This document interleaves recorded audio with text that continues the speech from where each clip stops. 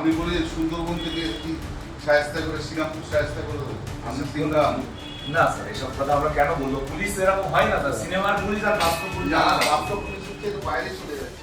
সুন্দরবনের সিংগাম বলে আখ্যা শ্রীরামপুর থানার আইসিকে কল্যাণ বন্দ্যোপাধ্যায় কার্যত ভোট পরবর্তী হিংসা নিয়ে সরব হয়ে প্রথমে আজকে তার বাড়িতে শহর তৃণমূলের যারা কর্মীরা আছে তাদেরকে নিয়ে কিন্তু বৈঠক করে এবং তারপরে 10 নম্বর ওয়ার্ডের যে কাউন্সিলর গ্রেপ্তার হয়েছিল তা নিয়ে আজকে ডেপুটেশন দিতে আসে শ্রীরামপুর থানায় এবং এই থানায় এসে একদম পায়ে হেঁটে গঙ্গা দর্শন অর্থাৎ নিজের বাসভবন থেকে কল্যাণ বন্দ্যোপাধ্যায় বেরোন এবং সেইখান থেকে এই অবধি পায়ে হেঁটে আসেন। তারপরে শ্রীরামপুর থানার ভারপ্রাপ্ত আধিকারিকের সঙ্গে দেখা করেন, আইসির সঙ্গে কথাবার্তা বলেন এবং সেইখানেই তাকে কিন্তু কড়া ভাষায় বলেন যে একতরফা তৃণমূল কর্মীদের কিন্তু সেখানে আটক করা হচ্ছে, তা কিন্তু চলবে না এবং সেখানেই দেখা যায় শ্রীরামপুর থানার আইসিকে সুন্দরবনের সিংগাম বলে আখ্যা দেন তিনি। পাল্টা শ্রীরামপুর থানার আইসি কিন্তু লিগাল অ্যাকশন অর্থাৎ লিগাল যে সমস্ত পথ সেই পথে কিন্তু হাঁটার কথা জানান ভারপ্রাপ্ত আধিকারিক এবং কার্যত এই যে ভোটের পর থেকে তৃণমূল কর্মীদের আটক করা হচ্ছে, জিজ্ঞাসাবাদ করা হচ্ছে, গ্রেপ্তার করা হচ্ছে, এইটার পাল্টাই কিন্তু আজকে কল্যাণ ব্যানার্জি শ্রীরামপুর থানায় এসে ডেপুটেশন জমা দেন। এসেছিলাম, চেয়ারম্যান মিউনিসিপ্যালিটি আছে, অমিয়দা আছে, তারপরে উত্তম আছে, গৌর আছে এবং সবচেয়ে বড় কথা হচ্ছে রাজেশ শাহ এবং ওনার স্ত্রী রয়েছে। আপনারা জানেন যে কয়েকদিন আগে রাজেশ শাহকে কুকুয়াকে অ্যারেস্ট করেছিল, তারপর তো কোর্টে যাওয়া আছে, কোর্টে বেল পেয়েছে, কিন্তু থানাতে নিয়ে এসে তাকে যেভাবে পিটিয়েছে, এ অবর্ণনীয়ভাবে পিটিয়েছে। যেভাবে পিটিয়েছে, ওকে গালাগাল দিয়েছে, আমাদের সম্বন্ধেও অনেক কথা বলেছে, কে তোদের কল্যাণ দেখে নেব, কে তোদের পাপ্পু সিং আছে তাকে ঢোকাবো। আজকেও যখন জমা দিয়েছি তখন বলছে যে আইসি বলছে যে সব ঠিক আছে, আমার কোনো আপত্তি নেই, সবাইকার কমপ্লেন নিতে হবে, কিন্তু বিজেপির বিরুদ্ধে কমপ্লেন হলে কি হবে? বিজেপি যে গুন্ডামি মাস্তানি করছে কোথায় কি হবে? এই ক্ষমতাটা বিজেপিকে কে দিয়েছে? থানার বড়বাবুকে ঘুমোচ্ছে, বাড়ি যে বুলডোজার দিয়ে ভেঙে দেওয়া হচ্ছে, বিজেপির লোকেরা যে পুলিশ দিয়ে কোনো নোটিশ না দিয়ে, এটা কি ঠিক হচ্ছে? পুলিশি রাজ চলছে পশ্চিমবাংলায়, একদম অটোক্রেসি চলছে, পুলিশি রাজ চলছে। কালকে ওই ডানকুনিতে পরশুদিন সূর্যকে ধরেছিল, হ্যান্ডকাপ করে নিয়ে এসছে, রাত্রি 2টোর সময় অ্যারেস্ট করা হচ্ছে।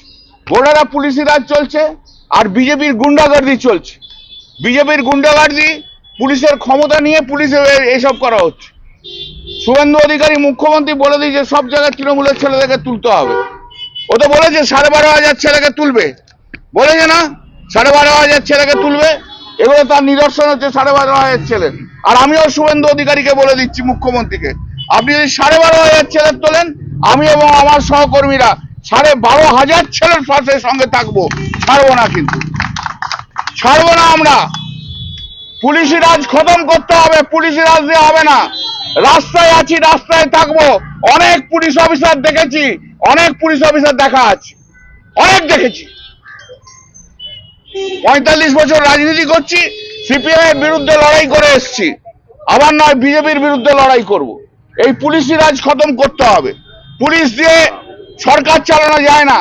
প্রথম দিন থেকে যারা পুলিশ দিয়ে সরকার চালায় তাদের মতো একটা অপদার্থ মুখ্যমন্ত্রী হতে পারে না, অপদার্থ মুখ্যমন্ত্রী। আবার আমরা আগামী সপ্তাহে প্রোগ্রাম নিচ্ছি, আপনারা দেখতে পাবেন, আপনারা জানতে পারবেন।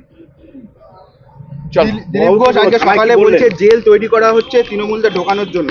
এটাই তো হচ্ছে কথা। কতটা অটোক্রেসি হলে, কতটা ক্ষমতাবান হলে এই সমস্ত কথা বলে। অশিক্ষিত লোকেরা মন্ত্রী হয়ে গেছে, তাতে কি করা যাবে? অশিক্ষিত লোকেরা যদি মন্ত্রী হয়ে যায়, যারা আইন জানে না, যারা সংবিধান জানে না, তারা যদি মন্ত্রী হয়, তাদের যা হবার তাই হচ্ছে দেশে, পশ্চিমবাংলায়। কিন্তু মনে রাখবেন, পশ্চিমবাংলার ইস্যু সারা ভারতবর্ষের ইস্যু হয়ে দাঁড়িয়েছে। আগামী 3 বছরের মধ্যে এই পশ্চিমবাংলায় পরিবর্তন হবেই। কি বললেন? উনি কমপ্লেনটা রিসিভ করলেন, হালকা থ্রেট দিয়ে দিল রাজেশ সাহকে। ওর বিরুদ্ধেও কমপ্লেন আছে, আমরাও সেগুলো ইনভেস্টিগেশন করবো। ইনভেস্টিগেশন যদি না হয়,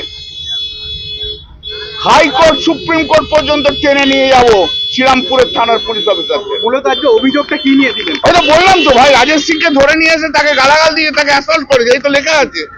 Thereafter, personnel of Shrirampur police station, along with the central forces, arrived at the spot instead of taking lawful action against the miscreant. They brutally assaulted me, harassed my wife, used strong and abusive language against our party and senior leaders, and forcefully detained me. Subsequently, I was sent to jail without proper justice. That the entire incident, parts of the assaults, have been recorded on mobile phone footage, which may be verified during investigation. Serampore থেকে প্রীতম সরকার, বাংলা হাট। আরও ভালো ভালো খবর দেখতে subscribe করুন Bangla হান্টির YouTube channel.